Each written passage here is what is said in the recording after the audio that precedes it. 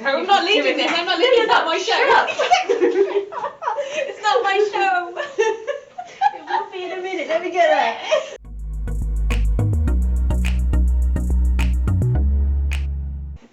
Hello everybody, and welcome back to the Natural YouTube channel. I'm Marianne, and I'm passionate about helping you to feel your horse, mind, body and soul naturally. Now today I've got something different for you.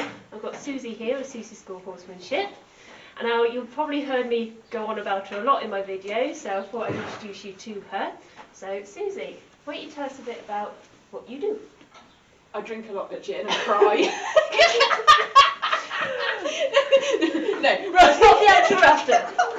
Naturally, I do it naturally. Okay, I okay. naturally do cry. So, sorry about that. We've got a little Flora here as well. She keeps putting and this is a really alien situation for me because normally it's me leading any kind of interview or video. So to be part of somebody else's, I feel real special. Thank you very much. So what I do, I'm a natural horsemanship trainer and instructor, and natural horsemanship is kind of a broad umbrella term, and I don't really like the term, to be honest with you, because anybody who does anything alternative with horses can kind of go, yeah, I'm natural horsemanship, and there are some people out there doing some really weird stuff with horses and calling it natural horsemanship. So for me, good horsemanship is good horsemanship, but my speciality really is equine behaviour and psychology, and then natural behaviours, but also with people as well. So I have an extensive history like in a medical profession as well, working with people with anxiety and confidence issues and mental health issues and all of that. So when people book for sessions with me, they're not just getting help for them and their horse, and anybody who's had any part in any natural horsemanship will know that the journey that you go on through natural horsemanship is for the horse and the human, but I have a little bit of extra skill in that area when it comes to when it comes to healing the person as well. So I work with people who, I work with anybody, I'll work with anyone, I'll go anywhere, right? But people tend to get drawn to my services when they are suffering with extreme, like debilitating anxiety and confidence issues around their horses. And what I find a lot of the time is that stuff doesn't actually come from being with horses themselves, it comes from elsewhere in their lives, maybe even years back, and then we go on a bit of a wellness journey together and heal everybody along the way. So in a nutshell, that's kind of what I do. And then I drink gin and cry. No. So you touched on quite a lot there, but what was Obviously, actually... this is me. I wasn't not going to. But what was the actual trigger to start your journey? Okay, so I've got 2 ponies at the moment. So, and one of them, Del Boy, he's 22 a couple of days ago, bless him. And I bought Del at the ripe old age of 24, and I'd ridden horses from the age of about 3 or 4, and then when I was 19 I moved away from home for about 6 years, and I didn't have anything to do with horses while I was there. And then towards the end of that stay I ended up buying Del. I wanted to get back into horses. I started sharing a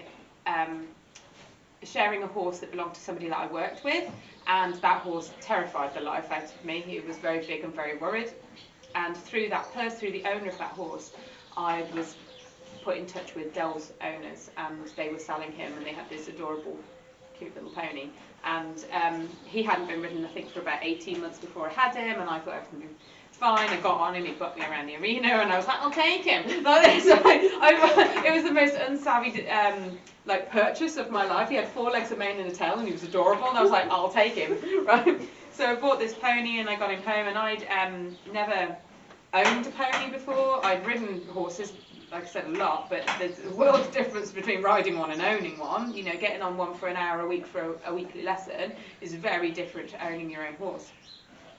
I quickly found out that Del was very, I suppose back in that day, so that was 2007, I called him naughty. So to me he was naughty, and so I treated that with very traditional methods of, you know, kick him on, send him forwards, give him a spank, you know, and all the rest of it. And actually what happened is his behaviour got worse instead of better, like it didn't fix my problem, and he got really dangerous. So he would bolt with me a lot, like he would take off, he would bolt head first with me into traffic, like he didn't care if there was something coming the other way, it was like boom, and he would go. And it took me a long time to work out. It was actually only years later that I realised that what he'd actually been trying to run away from was me, and he didn't know how I was keeping up. Like, I was like clinging on for grim death. I think I've only got one photo from back in the day at that point, and both of us look really tense. And so it actually got to a point where by this time, the woman who helped me find him, me and her had moved to a little yard, and there were some ladies there, and I can remember the names of their horses, I cannot remember the names of these ladies, but it was a mother and daughter, and they had these 2 horses, beautiful horses. They had an old girl and a youngster, and they were doing all this stuff from the ground, like with ropes and sticks and all the rest of it. And I went over to them, and I was like, because I couldn't go in the field with Dell by this point, I was getting other people to feed him for me, there was no way I was riding him at all, and I just used to look at him and go, isn't he pretty? And he'd stand in the field spooking at his own shadow, and I was like, not going in there. So I was looking at these women, I said, what are you doing? They went, oh, we're doing natural horsemanship. And I was like, what's that? So they spent like half an hour showing me what they were doing, and I looked and I went, still none the wiser. So they lent me like an information pack and all the rest of it, and I booked a week off work. I was absolutely hooked. I ordered all the equipment straight away. I do what a lot of people do when they see videos of natural horsemanship. I went out in a head collar and lunge line, you know, but immediately, even though I didn't have the right equipment, I didn't have the right tools to communicate, and I didn't really know what I was doing, just by mimicking these things that I saw, I actually had, like, I was actually able to achieve some of the things that I wanted. And when I started out, my dream, my only goal was to be able to lead him from the stable to the field without feeling like I was going to die, right? Because he'd be like whirling on top of me, he'd be standing all over me, he'd be spooking at everything, running into me, and I was just absolutely terrified. And I remember being able to lead him from the stable to the field, and I was like, this is amazing! And of course then it moves on, and you know, 14 years later, here I am, like, helping other people, you know. That's how I started. Fabulous. And for those people who don't know, if you check out the Meet the Grey Lady video, you'll see how initially I got into a little bit of the natural horsemanship side with somebody that you know, Jenny. It was a little bit of, the Grey Lady refused to do anything by the traditional way. She's like, you talk to me nicely, or you can go away. So I couldn't figure out how to speak to her, how to communicate with her, and obviously, like you from the background of riding horses from a riding school, it's a case of you kick it on, you give it a spank, and it does its told. Well, she refused. And you don't realise that you're not being nice, No. Because that's the way everybody is taught from the second. This floor is buzzed. Excuse me, Spring, sit down. Yeah, be a good girl. Turn around and whack the camera. You don't realise that you're not being nice or that you're not being polite, because that's the way that everybody is taught. If you go to a riding school, that is what you're taught to do. You're taught to kick them to go, pull them to stop, and use the reins to turn. And you don't even realise that you're being rude. Yeah. So you're like, well, how do I fix this? Because I'm doing everything right. It must be the horse. Yeah, exactly. And the whole thing of hit it to get it to do what you was told. And I was always told, when you get a horse, make sure it knows you're the boss. And that is just... that's not great, is it? I mean, if you walk into a room and you're like, I'm the boss, you all do as you're told, everyone's going to go, screw you, go away.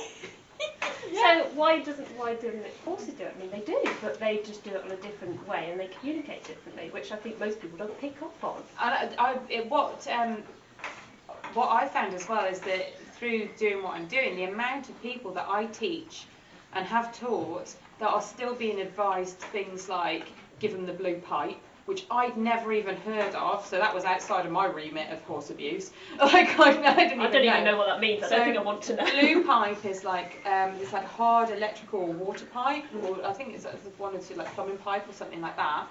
And basically carrying a length of it, and if the horse like doesn't do what you want, you smack it really hard with this bit of blue pipe. Jesus. And I've had people that have been advised saying that natural horsemanship isn't what they want. All you need is a bit of blue pipe, and that's it. And I had to Google it. I was like, what on earth is this blue pipe that everyone's talking about?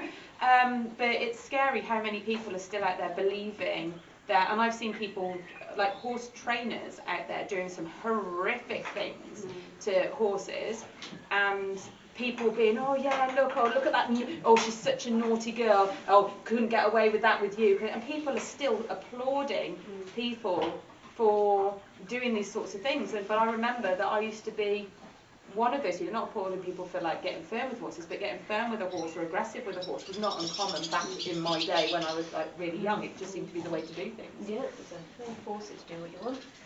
Yeah. Well, obviously my way of doing things is by naturally helping the horse, which I know that I talk to you about it fairly often, and I actually gave you some Jim and Camomile flowers, didn't I, for your boys to try. Do you want to tell people what they thought of that? Well, I mean, it was amazing, really, because I don't really know much on the green witch side of things, Yeah. right? The green witch side of things. So kind of herbal stuff and that kind of things. And I know that there are a lot of natural horse people out there keeping horses naturally that will add these things into their pastures and supplement their horses with optional ad hoc kind of flowers and herbs and things. That's the word, herbs and stuff.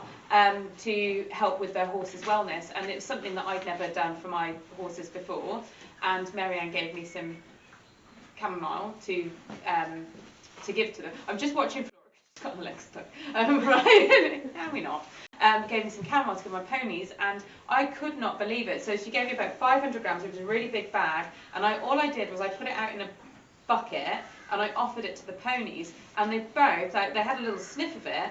And then they just went nostril deep in it and were fighting over it. And I was like, I never even thought about giving something like that to them before. And now there's actually a little patch of grass near me where there is some chamomile growing, and I tend to take them up there, and they kind of snaffle everything up along the way. So it's really nice to find something that your horses like, and that they will tell you what they need if you offer it to them. Yeah. You know, if you give them the option, they will tell you what they need. And I love that whole natural foraging thing. The fields that I keep my horses in are not the fields that anybody else wants, because they've got loads of hedges and roots and dips and weeds and what people call weeds, and they want to keep them on very, pristine paddocks with very rich, lush grass. Yeah. And mine, they really do eat the weeds. I mean, they'll go in the stream and eat the wild watercress that's at the bottom of the stream as well, and I love it. Absolutely love it. Oh, fabulous. I'm really happy to hear that, actually.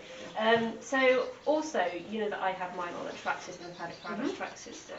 Do you have other people that you teach who also have track systems for their horses? Yes, and I would absolutely have one for myself if I could. If I had my own property, that's exactly what I would do as well. I love the track systems. They encourage natural movement of the horses, and horses in the wild will roam for hundreds of miles over the course of a week, and we don't allow them that luxury in captivity. And I find, okay, and these are your people, so I can be brutally honest about this, but I find that causes a lot of health problems for people, for horses. It causes a lot of health problems, which is why with my paddock, which is like undulating and all the rest of it, people want flat, they want clean, they're in these little squares, and it is almost like a prison for the horse. In the wild, they will roam for hundreds of miles, and they'll pick somewhere to be. And horses, as being prey animals, need to explore their environment to be able to feel truly settled and well in it. And if they can only explore so far, there's like a whole world out there that they can only go out supervised with a person as well. But when you're keeping them on ground that they're not supposed to be on, horses in nature, well, they will live on like very tough terrain. It'll be almost like sparse. There won't be an awful lot of like lush green grass about it. It tends to be like what people term as weeds, but like woody kind of foliage that's about. There'll be like rocky parts there. Their hooves in the wild naturally trim because of the rocky kind of terrain that horses will naturally live on, because that kind of keeps them safe as well. And we don't have them here. We have them on soft, squishy paddocks. Their feet get really soft. They end up with abscesses, and I know mine do. Mine have had relentless abscesses. They end up with abscesses, laminitis because of the sugar content in the grass. And then people's solution to that is to put them on a smaller paddock, so that they're not getting access to the food, and to starve them and to take all of the nutrients out of the hay that they've got, so that they're not getting like the sugars into them. But they're also not nourished by all the other things that are in the hay. Exactly. That's exactly it. And I know, because I've got one good doer and one poor doer, and managing their weights respectively, when we didn't really have any issues on that aspect until we moved somewhere where there was actually very small paddocks.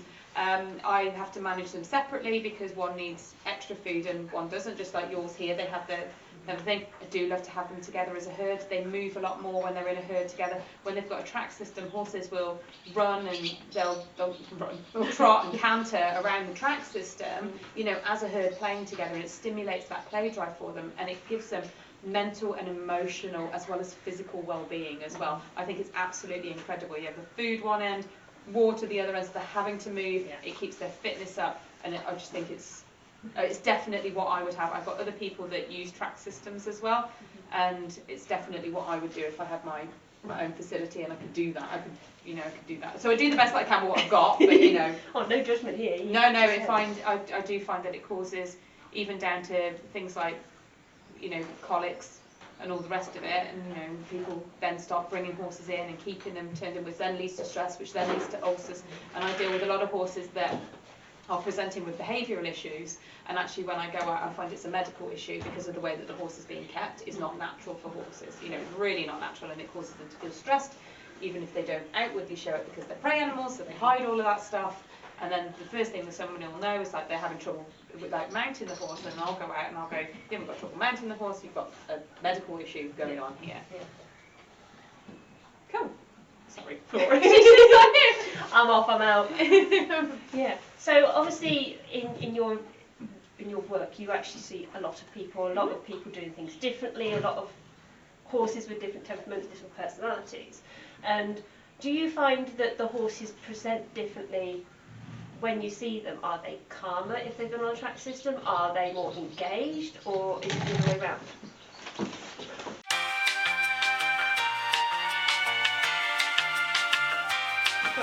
Yes, I find horses, I find their mental and emotional health is so much better when they're kept as naturally as possible. So the ones that I do see that are on the track system, they've got natural shelter if they need it. They've got 24/7 turnout. I do find that those horses tend to be more emotionally centred anyway. They still have issues, you know, that they're not. You're not helping, woman. You're not helping. It's not the Flora show, it's the Suzie show. Yeah. Playing with the tripod. Yeah, I find that they tend to be more emotionally centred, and so that when the things that you're dealing with tend not to be the health things, so like behavioural issues because they're in pain, it tends to be more of kind of learned behaviours and responses and anxieties that the horses have. Because even with the track system, the track systems are possibly, in my opinion, the best way to keep horses that we can in the UK, really. If they've got access to mountains and hills and you can turn them free, like, you know, that's even better still. But I do find them to be a lot more well adjusted to our human life, because they didn't ask to be in our lives, did they? So the least we can do is make it as comfortable for them as possible, and give the horse what the horse needs, not what we think they would need as people. So I see a lot of people that do the whole, you know, oh, I've got, you know, they have all these rugs and they have all of this, like, you know, they've got this lovely warm stable, and like, oh, they're all tucked in. I see it on Facebook, oh, they're all tucked in for the night. I'm like, and they have all these toys to play with. Yeah, exactly. They tolerate, they're prey animals, so they tolerate our human world and they can learn to be okay with it.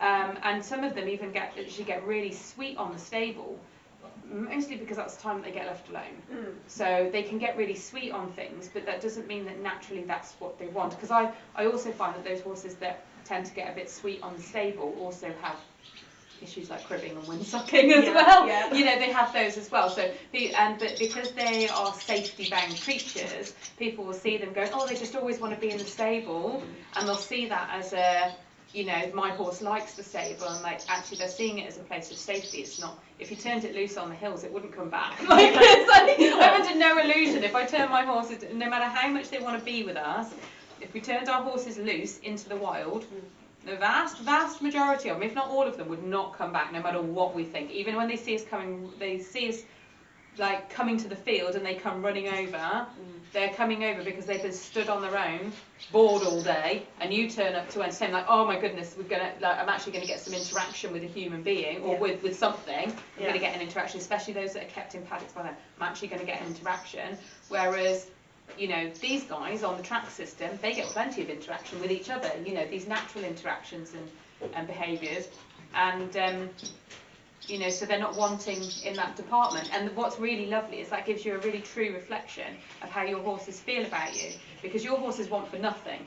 They've got the natural forage, the natural food, they've got space to roam, they've got a herd, and when you come out, every single time, they're like, hey, you're here. And when we go out to do sessions, every single one of them, I will be doing a session in one part with one of the horse, and the other 4 will be watching from the fence line, won't they, the whole time, the whole herd kind of is involved. And I think it's hilarious, because like, we're being watched again, aren't we, when we turn around. So that's really nice, that's really good feedback for you, that your horses have got everything they could possibly want, you know, with the exception of being loose on a hill, you know, and yet they are choosing you. not coming to you because they don't have any other options. Which does feel like a great privilege to have to acknowledge that. And if I go out in the mornings and they're all flat out asleep on the floor, the fact that I can walk up to them and sit down with them, those comfy horses, and they're just like, you're here, right? And that is just a privilege to actually realise that. Lady, leave it alone. Someone's back to play with the tripod. And this is what I mean. This little pony has got, she could be anywhere, right? And she's here. She's like, I'm going to go and play with the tripod. Like, what are you doing? Woman. At the back of it.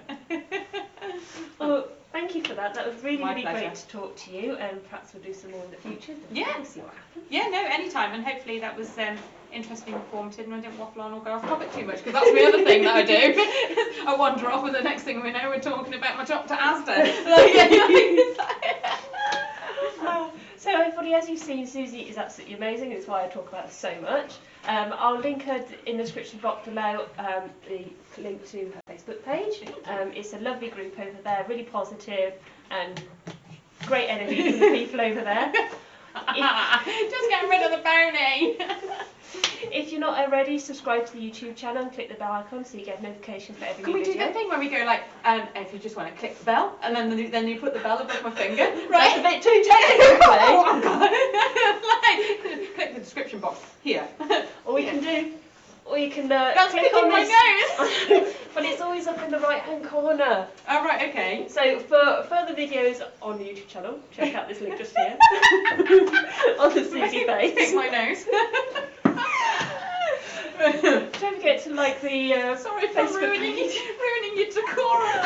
I'm trying to do my outro. You're just like pick me nose. I think you've overstimulated me. She's like too excited because I don't talk to her. I'm in front of the camera, Christ woman. Okay, so we'll end it there. Like the Facebook page, join the Facebook group, and find us on Instagram. Thank you, everyone. Bye.